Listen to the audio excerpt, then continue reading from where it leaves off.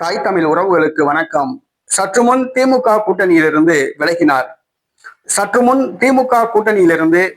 என்ற தலைப்பில் இந்த காணொலியை காண்கிறோம். திமுக கூட்டணி சீட்டு பஞ்சாயத்தால் அந்த கூட்டணி உடையும் சூழ்நிலையில் உள்ளது. ஏற்கனவே முக்குளத்தோர் புலிப்படை அமைப்பு கருணாஸ் அவர்களுக்கு சீட்டு இல்லை என்று தெரிவிக்கப்பட்டுள்ளது.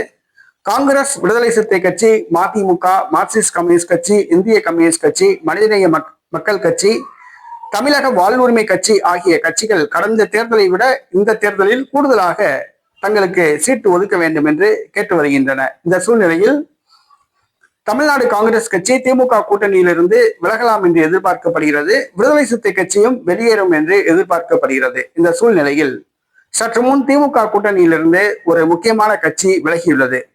கொங்கு இளைஞர் பேரவை தனியரசு. இவர் திமுக கூட்டணியில் இருந்தார்.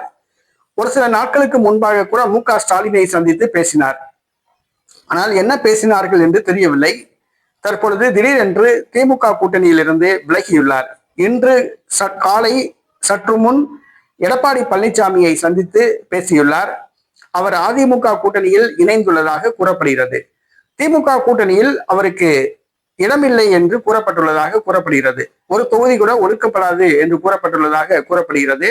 இதனால் அதிருப்தி அடைந்த கொங்கு இளைஞர் பேரவை தனியரசு திமுக கூட்டணியிலிருந்து விலகி அதிமுக கூட்டணியில் இணைந்துள்ளதாக கூறப்படுகிறது. அதிமுக கூட்டணியில் ஏற்கனவே அவர் 2 முறை சட்டமன்ற உறுப்பினராக வெற்றி பெற்றவர் என்பது குறிப்பிடத்தக்கது. அதிமுக கூட்டணியில் அவருக்கு ஒரு தொகுதி வழங்கப்படும் என்று கூறப்படுகிறது. சற்று முன் திமுக கூட்டணியிலிருந்து தனியரசு விலகியுள்ளார். அதிமுக கூட்டணியில் இணைந்துள்ளார்.